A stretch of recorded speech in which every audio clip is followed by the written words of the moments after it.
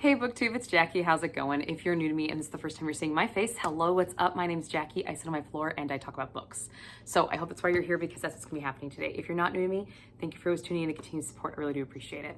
So today for you, as you can see, I have my weekly wrap up. This is week 6, so this is February 4th through February 10th, and all my reading shenanigans in between. So if you'd like to find out what I have been working on this past week, grab yourself a drink, have yourself a seat, and let's get talking some books. Okay, so I didn't complete as much as I wanted to, but I'm still making progress. My TBR this month had a lot of really fat books, so I feel like that's what's holding me back a little bit.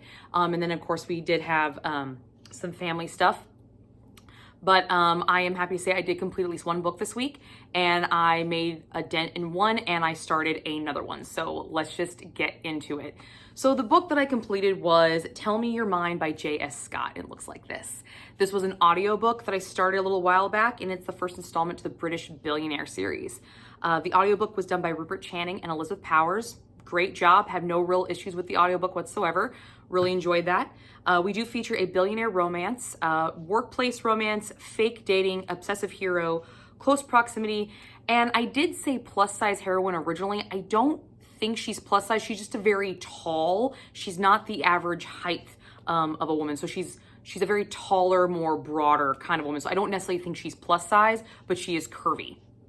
So I just kind of wanted to clarify that. So quick little summary. We have Nicole Hashfauer, something like that. Anyway, Nicole is a crisis counselor, public, like a PR person, and she handles crises. Well, she gets a chance to pitch her company to Lancaster International, which is this huge mega corporation in England, which has a lot of subsidiaries. While she is there, a major publicity crisis hits, and she cannot field it because when she was preparing her pitch, she couldn't find a lot about the actual family of Lancaster International. She found more about the company itself. So she geared her whole pitch about what they could do for their company, not so much necessary crisis management, because there has never been any issues for crisis management that she could really locate that involved personnel issues until this hit. And this was a drunken orgy, naked shot of the CEO with a bunch of ladies just having a good old time. And this hit the day of her pitch. So she bombs her pitch. And as she's flying back home to the States with her tail between her legs, she sits next to a man named Damien. Damien is a tall, dark, and handsome and very British with a very nice accent, very tall man. And he happens to glance over as she's chatting with her friend via text messages and reading her text messages and saying that she's never had an orgasm and she didn't get laid while she was up here because she feels too shitty about herself and everything like that. And he's just in shock because the minute he saw Nicole, he became enamored with her. Instantaneous attraction. After some coaxing, he gets out of her why she's so upset, realizing that the company that she pitched to and bombed is his own. And the only reason he wasn't in that meeting to meet her ahead of time was because of the blow-up crisis that his twin brother caused that no one knows about. So after some chit-chat on the plane, some alcohol is starting to be consumed. It's a 12-hour flight. Emotions are stirring, hormones are stirring, and a accidental fall into his lap situation happens. Very meet cute, very adorable, and they kiss. And this entire time, Nicole has no idea that this is Damien Lancaster, the CEO of Lancaster International. Has no idea about it. None. Absolutely none. Until she gets off the plane. They don't exchange numbers, and he finds her at her office after she has seen the photo and realized that the man she kissed on the plane is none other than a man whore. At least that's what she thinks. And that's where our story really kicks off. Her trying to clean up his image by doing a fake dating scenario without knowing the entire story. So, what worked? The use of the fake dating trope. I thought it was a really nice usage of it because there was an obsessive hero element intact are included with it. So it was fake dating for the purpose of trying to get his image back under control, but it wasn't really fake dating on his part because he was enamored with her and obsessed with her. So I like this dual kind of view where she sees it as fake. So she sees that, everything he's doing has an ulterior motive. It's just to get publicity, to make him look good. It's part of the deal. But in all actuality, it's all real and she doesn't really see it. So I like that dynamic. I thought it was fun. It gave some interesting situations in the story. I loved the movement of this story. And what I mean by that, I like the fact that the focus of the relationship building was actually not during the fake dating scenario. We get kind of like a time lapse of some publicity areas where they have to go to some galas, some charity events where they're seen, but the real relationship building blocks are actually after the image has been slightly restored and she's really no longer needed. She can kind of go off to the States and be the spurned American girlfriend who misses home. Kind of scenario, but instead they do some sightseeing all through London. They go on the Eye of London and you get to see genuine relationship building blocks, still under the guise of it's fake, but it's starting to turn real. So I really like the fact that the author focused more on those instances when we were moving throughout the story. That's where the real relationship was starting to be built, not during the fake stuff. So you didn't get that really crazy muddied waters. I really enjoyed that. I thought it was interesting. And also when they were doing things like normal couples, they talked about them later. They had conversations while at the Tower of London. They had conversations while they were on the Eye of London. And they incorporated the surroundings within the conversations to allow this dialogue to freely flow and to learn about the characters. I really enjoyed that element in the story. Sometimes you don't really see that. And I thought it was uniquely used and I thought it was great. So these building blocks and these conversations were more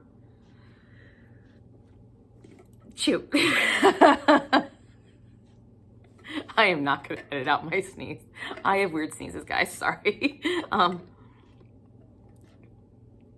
You got to really see the building blocks in those moments throughout the movement of the story. So I liked how we just kind of glazed over the fake part and we really got more of the real stuff, even though we still kept some of our characters still believed it to be fake. I loved Damien's obsession with Nicole's appearance because it was so positive. He was all about her. He had nothing negative to say about her. And every time she condescended herself or talked down about herself, he was right there to say, no. But instead of saying, you're delusional, you're crazy for thinking that, he didn't respond in that way. He responded in, I don't agree. I think you're stunning. I think any man who wouldn't want you is a complete total wanker. I love it. I love the way he took her negativity and turned it into body positivity. I loved that so much. Being a plus size girl myself, now I'm not 5'10", I'm barely 5'4" anymore. And being curvy, it's nice to have somebody describe the caliber of Damien to just be obsessed with this curvy, voluptuous woman. And it was so nice. I loved how every time she said something down, he'd always turn it into a positive. And during our super sexy fun times, he just could not get enough of her curves, of her flesh, of the softness of her. I love the way she was described through his eyes. It made me feel so good. So good. So good. I loved it. This one does feature a decent grovel. I feel like the grovel is kind of unnecessary for the scenario that was set up, but I'll get to that. But the grovel that I was given was pretty good.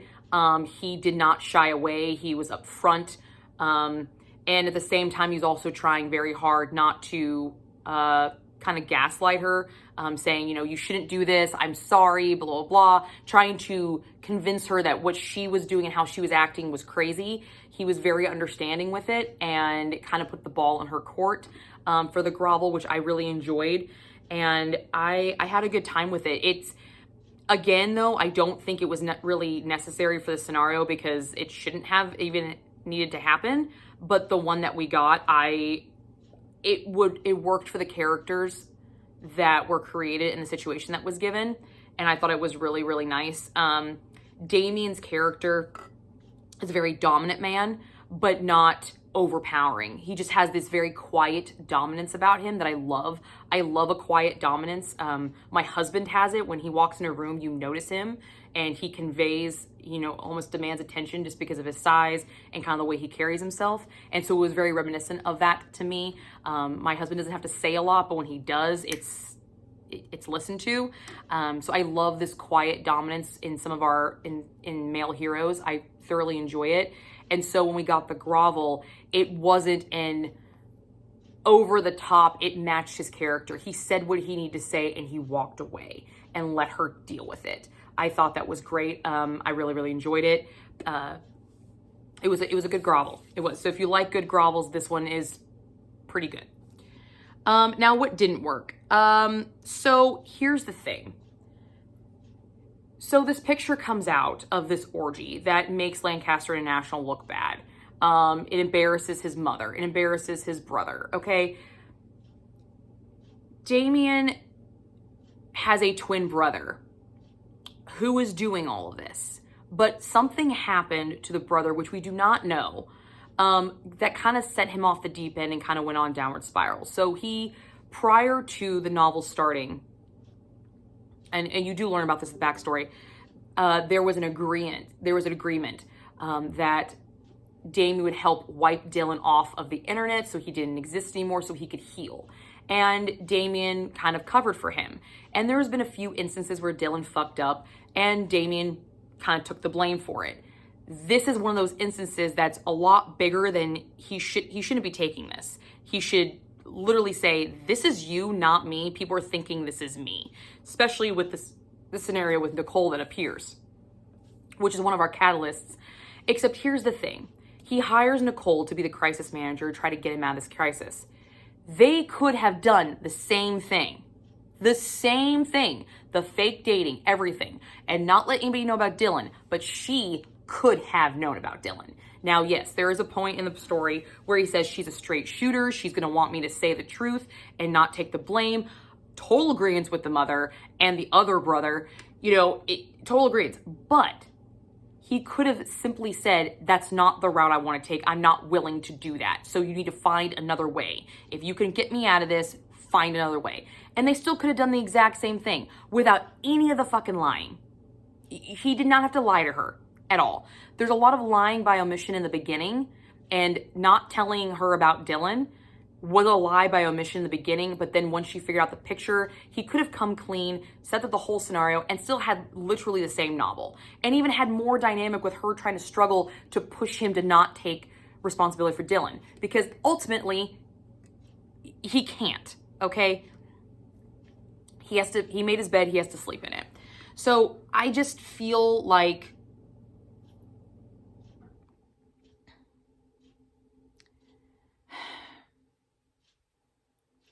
it wasn't necessary, because the way Scott wrote our characters, she wrote Nicole to be very understanding and very easygoing and not off the cuff. So yes, she wrote as a straight shooter, but if it would have been explained to her, it would have been fine. So you gave the characters the traits that they needed to make this work without having the lying component, but you didn't utilize it.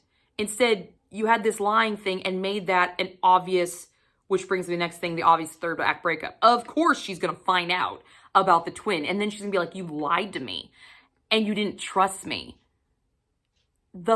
Dude, of course I'm not going to trust you. And their whole being was to build trust. There was a clear-cut scene of saying, I trust you. And him saying, I want that trust. I want to earn that trust because it means more to me than anything. I want you to trust me. Knowing full well he is blatantly lying to her. So it just kind of soured all of him for a lot of it. Because I'm just like, really? The fuck? So, of course, the third act breakup was way too obvious. Way too freaking obvious for me. And it didn't need to be there. I would have rather her known about the twin and then there'd be kind of like a surprise twist third act with it. I think that, or like, you know, the twins trying to fuck him over because Damien cut him off and all sorts of stuff. I don't know. But it was just an obvious third act and it kind of soured it a little bit for me. The other thing that I didn't think worked was the mother. So in the beginning, we have a conversation with Damien and his mother saying, you know, mother saying like, look, I love you both. You're both my sons, but you cannot keep taking the blame for your brother. He has made his bed. It's been 2 years. He needs to start moving on. And Damien saying, he's my twin brother. He'd have my back. Dude, no, he wouldn't. No, he wouldn't. Not in his state right now. He would not have your back. And you need to realize that. And mom knew that. But mom kept her mouth shut and played along with this stupid ruse. No. As soon as she saw how Damien looked at Nicole and how Nicole looked at Damien, and she knew without a shadow of a doubt that this is special, she should have put the stop to it and pulled the mom card, be like, no, tell her the truth. Tell her the truth. She needs to know who she's falling for because this is wrong and you were raised better. And she didn't. She didn't do that. And I thought it was dumb. It was. Straight up. I thought it was completely unnecessary. And she needed to be more the mom. I mean, I understand that adults need to make their own choices, but when it comes to situations like that, mom should have pulled the mom card. Should have. Now for my spice scale, I did give this 3 chili peppers. We do have some graphic language. We do have multiple locations. We have a car scene. We have a mansion scene, and we have some really unique intimacy moments, not sexual moments, but intimacy moments on a private jet, which I thought was really, really cool. I enjoyed that a lot. That was really cool. This kind of like envision in my head. So that was neat. I love the sexualized banter between the two of them. That was phenomenal. It was mostly on the part of Damien, which I enjoyed because I like that mindset. I like that kind of gutter mindset where everything's you live in the gutter. I think it's great. We do feature oral, both male and female, which was fantastic as well. Those are some of the more graphic scenes, and that was very, very enjoying to experience. And the narrators did a great job. They do get that breathy kind of feel to it, and the different POVs during each scene was fantastic. They did a really good job with it. And again, back to Damien's soft form of dominance. Even in their sexualized scenes, there's this kind of dominance level. He lets her kind of do her thing, but then she kind of takes a step back and says, Damien, tell me what to do. And he just doesn't miss a beat and goes for it. And I thought that was great. I enjoy the soft dominance that he was written with. So all in all, I gave this thing 3 stars. I will probably continue with the series because there is at the very end a chapter named Kylie, which is Nicole's friend Kylie, and she is now Dylan's babysitter until the wedding. So I believe the second installment is actually like a direct follow-up, not just a companion series. So I enjoy that idea, so I think I might continue with it. Don't know when, but I do plan on picking it up again, the series again at some point. I did have a good time with it. It was a good time. So that was what I completed this week. I continued further on in Ghost by Christina Marziatis, the 3rd installment to the Love Lighting series.